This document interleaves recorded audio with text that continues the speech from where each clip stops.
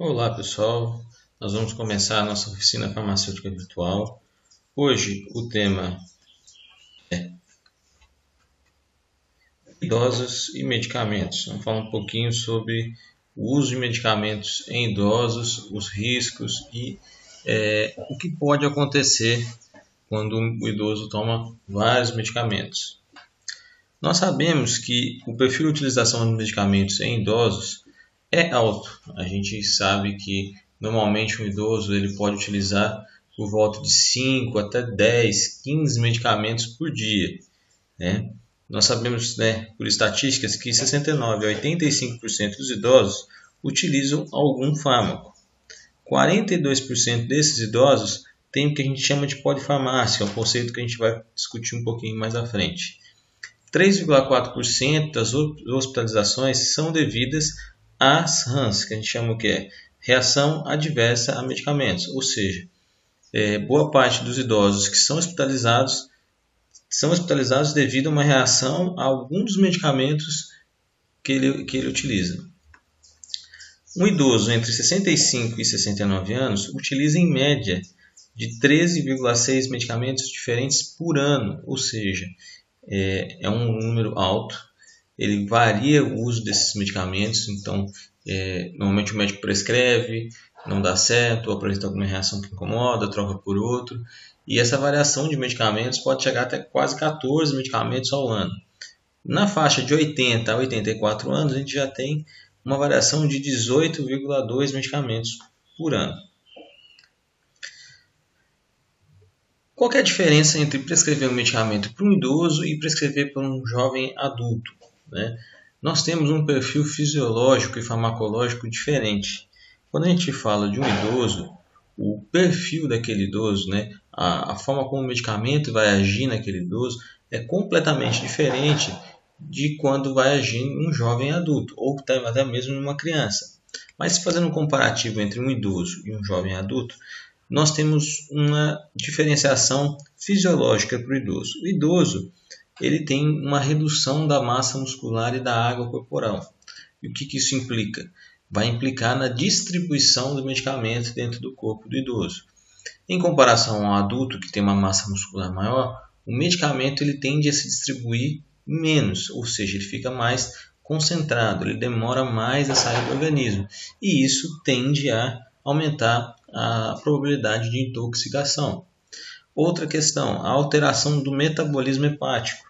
O fígado do idoso tende a ficar mais lento e essa metabolização pode levar a duas consequências.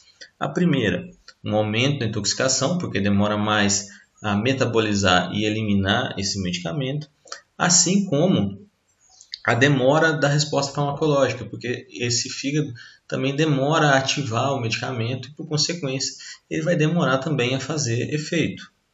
Outra questão, alteração dos mecanismos homeostáticos, ou seja, do equilíbrio dos fluidos, do equilíbrio dos íons e substâncias como hormônios e proteínas dentro do corpo do idoso. Esse equilíbrio ele tende a ficar mais dificultado pela idade e isso impacta também na reação dos medicamentos. Outro ponto, alterações de capacidade de filtração e excreção renal.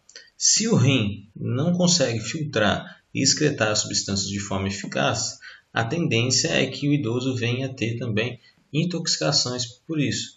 E é necessário que se faça então ajustes de dose, né?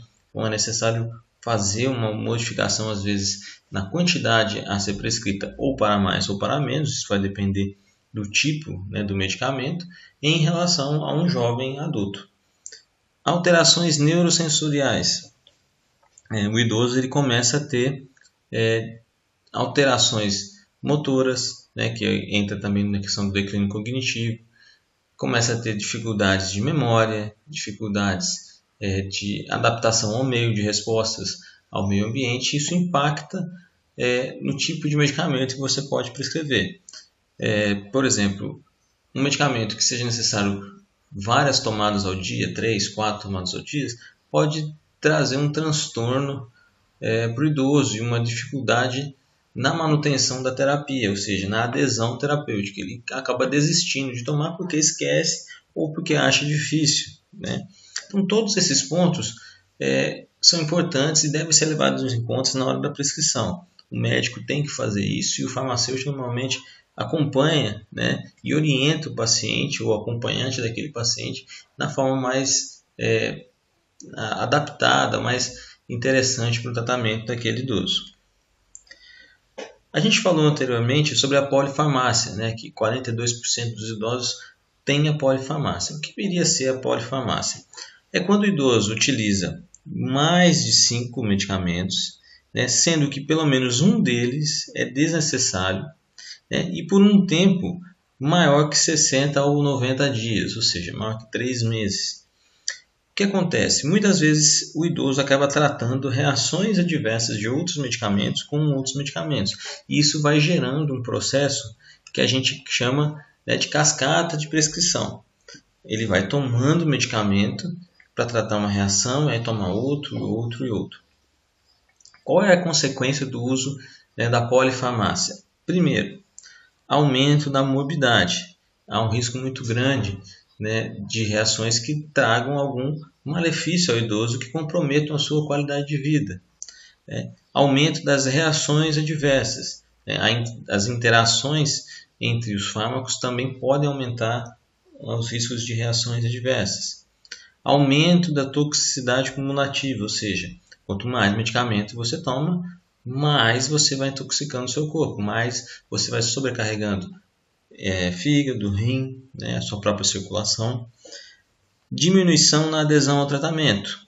Né, o idoso tende, né, a ligar, né, o uso de mais fármacos ao seu estado de saúde. Isso nem sempre é uma realidade. Às vezes você pode tomar 10 medicamentos e ter uma saúde razoável, enquanto uma pessoa que toma apenas um pode estar com um estado de saúde mais crítico. Porém, na cabeça do idoso, ele faz um comparativo. Se o meu vizinho tem a mesma idade que eu e toma mais medicamentos que eu, menos medicamentos que eu, significa que eu estou pior que ele. E ele acaba deixando o tratamento por achar que já não tem mais solução. Então, a gente tem que tentar fazer com que o idoso tome menos medicamentos possíveis. Então, a gente tende a usar as combinações, principalmente nos casos de tratamento de hipertensão e diabetes. Nem sempre isso é possível pela questão do custo. Né? Os medicamentos combinados ou associados, eles são relativamente mais caros do que os separados, os monodoses, as monodrogas. Né? Então, aí vai depender do perfil socioeconômico também do paciente. Erros de administração. Quanto mais medicamentos o idoso toma, maior é a chance de ele tomar errado. Muitos idosos acabam se confundindo, porque separam, né, naquelas caixinhas de medicamento e eles vão pelo formato, pela cor do comprimido. E às vezes a gente tem comprimidos parecidos. E ele pode tomar 2 de um ou um de algum só. E isso dificulta, né, a eficácia do tratamento. E também aumenta o número de interações medicamentosas, que também é um grande problema. A cascata de prescrição, que a gente comentou um pouco antes, está ligada à questão do tratamento do efeito adverso. Então, como que ocorre? O idoso vai e toma um medicamento para hipertensão, por exemplo, um captopril. O captopril, o enalapril, tem, né, como uma das suas reações adversas, que não é algo maléfico, a tosse seca, que vai sumindo ao longo do tratamento. Porém, no início, traz um desconforto. Muitas vezes, o idoso não volta ao médico ou não, né, liga para o médico. Hoje em dia a gente manda o WhatsApp, né, e acaba querendo tratar essa tosse seca por conta. Ele procura uma farmácia, às vezes não procura o farmacêutico, um balconista destreinado acaba indicando um medicamento para tosse e ele pode gerar um outro problema. Ele pode tomar um medicamento expectorante, por exemplo, um medicamento para reduzir a tosse, um antitussígeno, e pode gerar problemas. Né? A gente não sabe, às vezes o próprio idoso não fala que tem uma asma, uma bronquite, e pode gerar uma outra consequência. Então, essa cascata, onde ele utiliza um medicamento, né? Esse medicamento causa uma reação adversa, esse efeito adverso é tratado com outro medicamento que pode causar um outro efeito adverso e assim sucessivamente ele vai tomando medicamentos para tratar efeito adverso, é o que a gente chama de cascata de prescrição. Pode ser devido simplesmente ao não diálogo entre médico e paciente, né, onde o idoso não relata, ou também a questão da automedicação, que na maioria das vezes está relacionada a isso. Tá? Algumas medicações aqui, como exemplo, que são mais consumidas por idosos e os seus efeitos sobre a nutrição. Muitos medicamentos afetam o apetite, né, aumentando ou diminuindo, né, ou provocando algumas reações, como a gente vai ver. Por exemplo, os cardiotônicos, como a digoxina, podem causar anorexia, ou seja, perda de peso, perda de apetite. Os antihipertensivos, né, como os diuréticos, podem causar desidratação e também a anorexia. Vitaminas, como a vitamina K, tem interação com anticoagulantes. Isso pode causar problemas relacionados à hemorragia. Analgésicos e anti-inflamatórios, né, no caso dos anti-inflamatórios não esteroidais, podem causar anorexia também. Hipnóticos sedativos, também anorexia. O óleo mineral que alguns idosos tomam para melhorar a questão da motilidade intestinal pode diminuir a absorção de vitaminas lipossolúveis, vitamina E, vitamina D. Antiácidos, né, como a ranitidina, podem causar hipocloridria, ou seja, redução na absorção de cloro. Alguns efeitos adversos aqui dos medicamentos em idosos, né? Por exemplo, confusão mental pode ser causado por antidepressivos, antiparkinsonianos, digitálicos, fenitoína, quedas, né? Que é uma situação muito comum entre idosos. Alguns medicamentos podem facilitar esse processo, como os psicotrópicos, devido à sedação. Alguns antihipertensivos, isso é importante a gente ressaltar aqui, pela questão da hipotensão ortostática. O que é isso? O idoso toma um medicamento e esse medicamento, no início do tratamento, pode ter essa reação adversa, que é o quê? No momento que você está sentado, a sua pressão é uma. Quando o idoso, né, quando você normalmente se levanta, os baroreceptores, que são receptores que a gente tem espalhados pelo corpo, regulam a sua pressão para você levantar e não sentir tonturas. Porém, no caso dos antihipertensivos, essa regulação fica um pouco defasada. E o idoso, né, principalmente, pode ter uma hipotensão ortostática mais severa e ao levantar sentir uma tontura grande e vir a cair. Constipação intestinal, também um outro sinal de sintoma muito comum devido a um efeito adverso ao medicamento. Pode ser causado por anticolinérgicos, bloqueadores de cálcio como verapamil, alguns analgésicos narcóticos, antiácidos como alumínio, tá? Hipotensão ortostática. Então, aqui a gente tem todas as classes de hipertensivos, alguns antidepressivos também causam, tá? Alguns antihistamínicos e o álcool também pode causar isso. Retenção urinária, né? Também aqui a gente tem alguns exemplos. Incontinência, né? Outros exemplos aqui que vocês podem ver com mais detalhes. E o parkinsonismo, né? Que são os tremores. Pode ser causado pela fluoxetina, que é muito comum, né? Muitos idosos tomam pela questão da depressão decorrente da idade, né? Antagonistas dopaminérgicos, como a cinnarazina, flunitrazina, que são utilizados muitas vezes no caso de vertigens, tá? E os antipsicóticos, como o haloperidol, tioridazina, risperidona e olanzapina, e aqui com o grau de efeito. Nós temos também xerostomia, tinitos, anorexia e má absorção de vitamina B12. Eu não vou entrar em detalhes, porque o objetivo da aula não é explanar com tanto fundo, mas é mais para vocês terem uma noção do tanto de efeitos adversos que a gente tem que podem ser causados por medicamentos.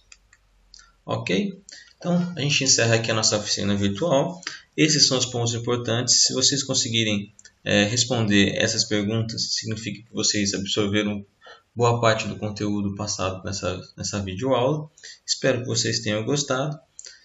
Quem se inscreveu nessa oficina virtual vai receber por e-mail um link onde consta um formulário que você deve responder para poder validar a sua oficina, validar como feita e como aprendida.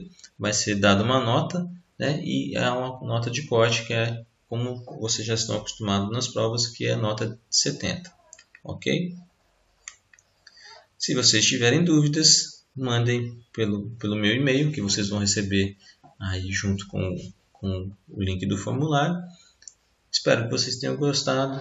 Até a próxima. Um grande abraço.